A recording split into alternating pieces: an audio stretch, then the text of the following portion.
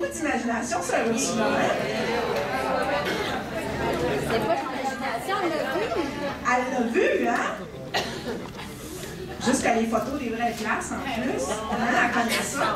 Elle sait comment que ça se passe dans le coin. Assez intéressant. Elle nous a donné 3 histoires, beaucoup de matière. Où on voit, dans les 3 histoires, on a 3 maganés, mais on a aussi 6 personnes qui ne s'approchent pas, puis 3 personnes qui s'approchent. C'est sur ça qu'on va commencer par réfléchir ensemble, à partir des personnages de celui-là, leur motivation. Ceux et celles qui ne s'approchent pas. Pourquoi ils ne s'approchent pas? Hein, l'histoire d'Alma, la femme enceinte, le psychiatre qui fait son jogging, qui va retourner à Québec. Ensuite, ça avait l'air d'être l'agent pastoral ou la mère supérieure. Hein? Ensuite, on avait l'histoire à Saint-Félicien, le monsieur qui s'est fait voler sa canne, mais il y a son cousin qui rigole, en le voyant à terre. Qu'est-ce que tu fais à terre comme une mûre de banane? Il y a aussi la madame qui a les bras pleins, hein, qui s'en va à son auto. Puis on a l'histoire à Jonquière, où il y a il y avait le prof du cégep, hein? Les étudiants à sa fête, ça n'étudie pas. Et puis on avait ensuite la madame qui fait son chapelet et qui a la peur de sa vie. Alors ça, c'est les personnes qui ne s'approchent pas. Donc là, on parle de ça ensemble. Pourquoi? Ils ne s'approchent pas, pourquoi? C'est quoi les motivations des personnages de ceux-là qui ne s'approchent pas? La peur. Est-ce qu'on peut avoir notre micro volant? Ça, c'est plus dur, un mot, ça va vite. Donc, la peur. J'ai entendu préjugés. Les préjugés. Le ridicule. Ils ne sont pas disponibles. C'est un peu comme aux ans. Les purs ne touchent pas aux impurs. OK, intéressant.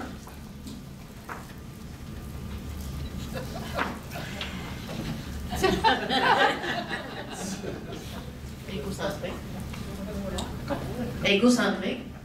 L'égocentrisme. Le jugement. Le jugement. Il n'y avait pas le temps. Manque de temps. Ne pas savoir quoi faire. Ne pas savoir quoi faire. Hein, tout à fait.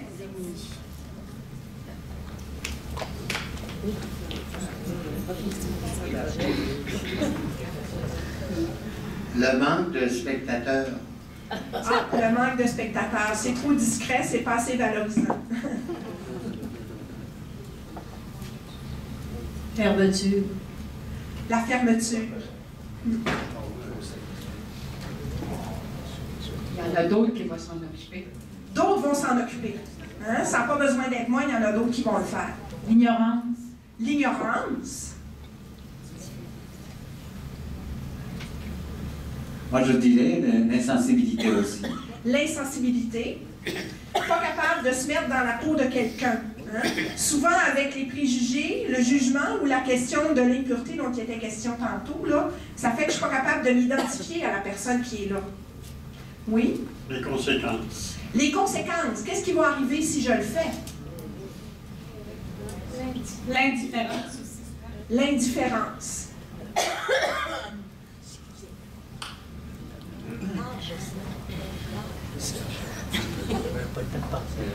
Peut-être la question de la loi qui est obligée aux obligations. La question de la loi.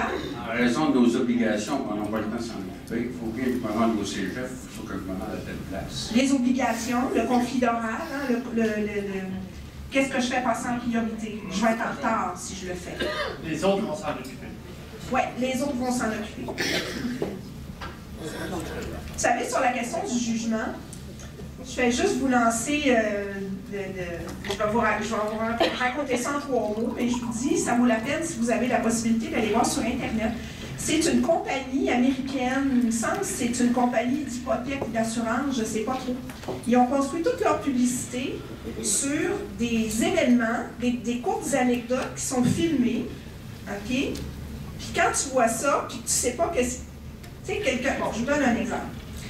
C'est une auto qui s'arrête OK, sur le bord. C'est un papa avec sa fille qui est habillée pour sortir. Puis là, la fille, elle sort, mais elle a oublié de demander des soins à son père. Fait que là, avec sa petite mini-jupe, ses hautes bottes, puis tu sais, comme une fille qui veut sortir, tu sais, son père baisse la vitre, puis elle se penche sur la vitre. Puis là, vous avez une voiture de police qui arrive en arrière. Qu'est-ce que vous pensez qu'il en déduit?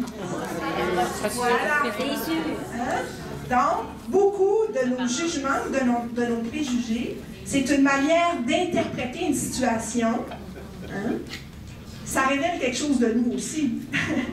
C'est sa fille, c'est pas une prostituée, c'est pas du racolage. Hein? Ils en ont fait plein comme ça, c'est vraiment drôle, là, ces annonces-là. C'est toutes des situations comme ça. Si on ne sait pas qu'est-ce qui s'est passé avant, on peut tout de suite l'interpréter d'une manière très, très défavorable aux acteurs de la situation. Fait qu'il y a des pièges là-dedans. Hein? Des fois, c'est simplement parce qu'on se fait une idée vite, puis qu'il y a plusieurs explications possibles, mais celle qui nous apparaît en premier, c'est pas forcément celle qui est la vraie. Puis pourtant, ça paraît logique, ça pourrait être interprété comme ça, mais c'est pas la vérité. Il y a souvent ça dans les jugements ou dans les préjugés. Je vais tirer des conclusions rapidement.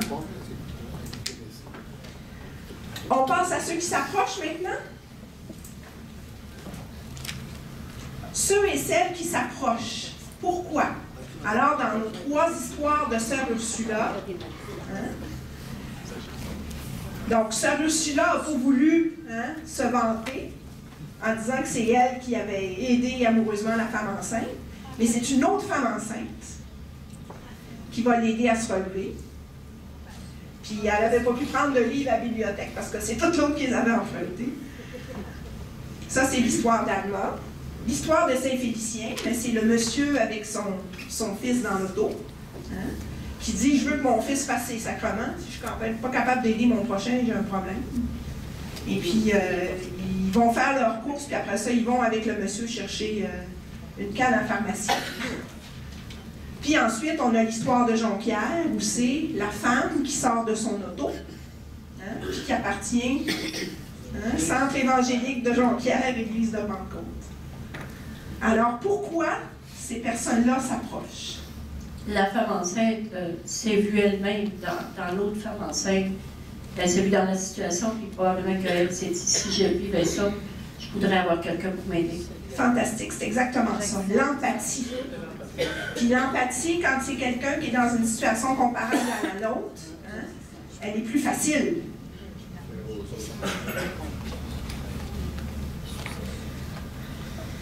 Pourquoi s'approche-t-il? Parce qu'ils sont compatissants. Le souci de l'autre. Le souci de l'autre.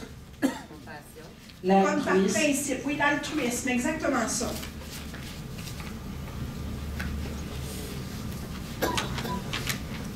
Dans le cas du père avec son enfant, pour moi, il veut nous dire que le sacrement, ce qu'on célèbre, doit d'abord se vivre. Alors, en lui aidant, il veut d'abord vivre ce que son fils va célébrer. Puis Sœur Ursula ne nous l'a pas dit, mais à mon avis, c'est probablement pas le genre de monsieur qui va en mettre tous les dimanches. Non. Mais dans ça, il y a la spontanéité aussi. La spontanéité. Sans réfléchir, je suis porté à faire secours à la personne. Comme premier mouvement, j'aime ça comme ce que vous nous apportez là. Tandis que pour d'autres personnages qui ne se sont pas approchés, là, le premier mouvement, c'était d'éviter.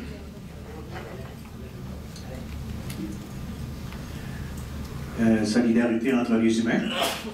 La solidarité.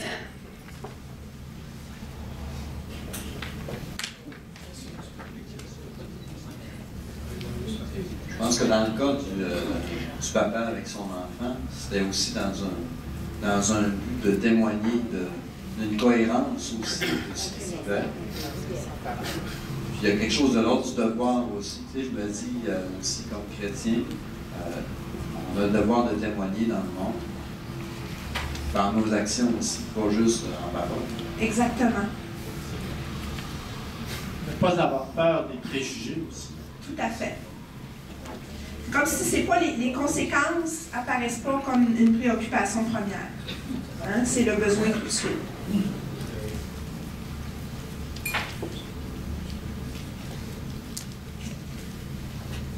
Ça vous est déjà arrivé? En tout cas, moi, ça m'est déjà arrivé de m'approcher. Ça m'est aussi déjà arrivé de ne pas m'approcher. C'est-tu votre cas aussi? Oui. De s'approcher ou de ne pas s'approcher? Moi, je pense qu'il y a aussi une cohérence avec nos valeurs. Oui, une question de cohérence. Mais ce qui est intéressant, c'est que quand on est en situation, hein, ça va vite, là. C'est pas quelque chose qu'on a planifié. Puis on se trouve en train de faire autre chose. Hein? Ça nous dérange, c'est ça. Ça dérange. Patrice, il dit un exercice de citoyenneté, de civisme. Un exercice de civisme et de citoyenneté. Ça choque plus quand c'est plus. Moi, par contre, il y a quelque chose qui me chicote pour la femme avec la voiture. Oui. Identifiée à l'église de Pentecôte.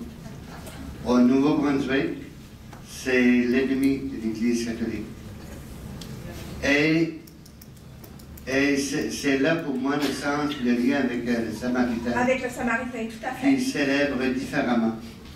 Absolument. Les relations entre catholiques et chrétiens évangéliques, souvent, sont pas tendres. Hein? Puis on se rend bien le service de part et d'autre. Là, hein? Les chrétiens évangéliques, parfois, nous, on est fermés, mais eux autres aussi. Hein? Sans vouloir dire que je suis meilleur qu'un autre, loin de là, c'est quand il a dit tu fais du porte-à-porte, il y a une règle à respecter. Le plus loin, c'est le tapis. Et quand tu oses aller porter secours au-delà de ça, il y a des préjugés qui peuvent embarquer.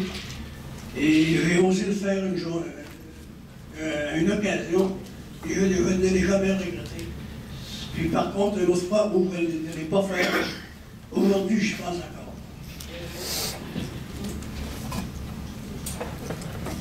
OK. Encore 2 interventions. Il y a 3 moyens de lever. Les 3 dernières. Moi, je dirais qu'il peut y avoir aussi l'accoutumance. Juste un petit exemple. J'ai voyagé pendant 9 ans de la résidence à mon bureau. C'était à peu près 20 minutes de marche. Et à tous les coins de rue, tu rencontrais des punks avec leurs chiens qui quêtaient, des drogués, toutes sortes de choses. Puis à un moment donné, tu t'accoutumes à la souffrance que tu passes. Je l'ai fait aussi. Vous avez tellement raison. Puis, comme montréalaise, j'avoue que oui, ça fait partie de notre quotidien. Tantôt, en parlant de cohérence avec les valeurs de notre foi, ça me fait penser à une expression qu'on utilise des fois. L'occasion fait l'âme. Dans le sens qu'une occasion, il y a comme révélé des faiblesses en dedans ou des forces en dedans que des fois tu ne sais même pas. Mais tout à coup, l'occasion te le montre. Ouais. Là, l'occasion de prendre conscience. J'ai des gestes que je ne pensais pas avoir. J'ai des faiblesses que je ne pensais pas avoir. Il y a quelque chose là-dedans, c'est ça, de révélateur. Oui. Une dernière intervention. Je dirais un élan du cœur. Oui. Puis peut-être aussi qu'il y en a qui sont secouristes là-dedans. Ah, c'est intéressant. Il y a peut-être des gens qui ont une accoutumance contraire. Ils ont l'habitude d'aider. Hein? Puis dans ce temps-là, ils ont tendance à se précipiter plus facilement. Par ailleurs, on avait un psychiatre qui a fait le détour. Hein? Il était dans sa bulle. Voyez-vous comme c'est pas simple? Voyez-vous comme c'est pas simple? Hein? Puis, je pense que OK, une dernière intervention? Bon, oui. Oui, ça va être la dernière, mais là, je vais parler en tant qu'Africain. Oui. Parce que chez nous, nous avons un proverbe qui dit que les blessures des autres qui saignent nous font penser à nos propres blessures. Celles qui s'approchent, donc c'est parce qu'ils ressentent dans leur expérience personnelle réellement que les autres peuvent avoir les mêmes souffrances. D'où est-ce que vous venez? Est-ce que je peux vous le demander? Moi, je viens du Rwanda. Du Rwanda. Je connais plusieurs Rwandais à Montréal. Oui. J'ai beaucoup d'Africains dans mes amis. Donc, le sang des autres, c'est comme s'il coulait de nos propres blessures. Alors, ça nous fait un miroir. Par le travail de réécriture que ce reçu-là a fait, elle nous montre à quel point l'histoire du bon samaritain nous parle de nos manières d'entrer ou de ne pas entrer en relation avec les autres quand on est dans un contexte de vulnérabilité particulièrement. Et ça nous pose une question. Que voyons-nous dans le miroir que nous tend sœur Ursula? Que voyons-nous? Que voyons-nous de nous-mêmes? Nous comme individus, mais aussi nous collectivement. Parce que ces histoires d'entrer ou de ne pas entrer en relation nous touchent individuellement. Puis là-dessus, je ne suis pas mieux que n'importe qui, là. Hein? Moi aussi, j'ai envie des entrées ou de ne pas entrer en relation. Moi aussi, je suis en chemin par rapport à ça. Mais c'est aussi collectivement. Et tous les facteurs que vous avez nommés viennent jouer. Et c'est justement dans cette ambiguïté, dans cette ambivalence, hein, que la parabole vient nous interpeller.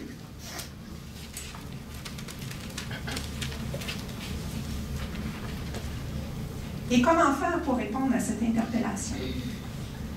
Comment faire pour le faire à un niveau qui est celui des relations, pas qui est celui des structures, des projets, des comités, de l'organisation? Hein? Au premier degré, au premier niveau.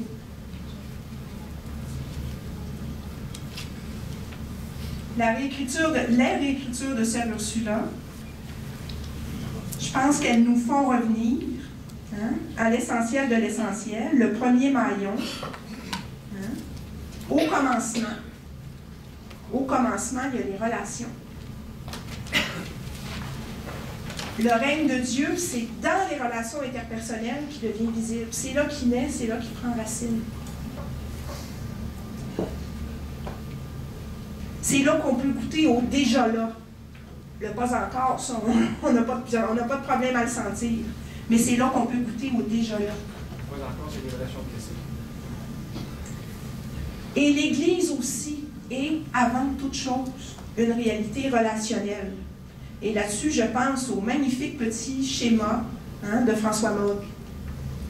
Hein, j'ai vu le même diaporama que vous. Donc, cette primauté absolue du lien, des liens. On reconnaît de l'ecclésialité là où il y a des liens, un type particulier de lien. Faire Église, essentiellement, à la base de la base, à la racine, à l'essence de tout, c'est vivre la fraternité. La fraternité comme un défi, comme un appel, pas comme un en soi. Parce qu'on a à la vivre avec ceux que le Seigneur nous amène, hein, qu'il appelle comme nous et qui nous donne, et ce ne sont pas ceux que nous choisissons. Ça, François Mogg le dit bien. Puis je le reprends après lui.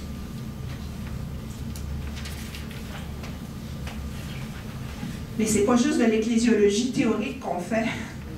Ça vient nous toucher dans le quotidien. De la même manière que la parabole du bon samaritain vient nous toucher dans les situations quotidiennes. Pas celles qu'on prévoit, mais celles qui se présentent.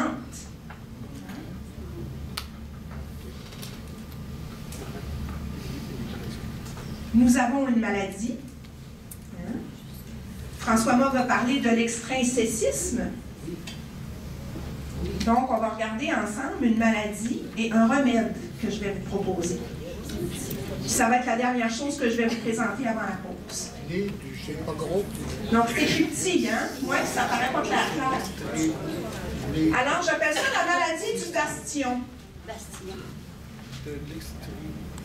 Qui naît du germe de l'extrinsècisme. C'est ça le microbe, l'extrinsècisme. Le monde d'un bord, l'Église de l'autre, la nature d'un bord, le surnaturel de l'autre, le divin et l'humain. Hein? Donc le microbe, c'est l'extrinsècisme, puis ça donne la maladie du bastion, qui se manifeste, hein, les symptômes, un mur au sens littéral et au sens symbolique. Un de ses effets à cette maladie, ça aggrave la peur du rejet, de l'humiliation et de l'échec. Ça vient comme, hein, rendre ça, c'est comme si ça rend une inflammation encore plus grave de ces peurs-là. Développe une trompeuse sensation de sécurité, mais en extériorité, derrière des murs rassurants.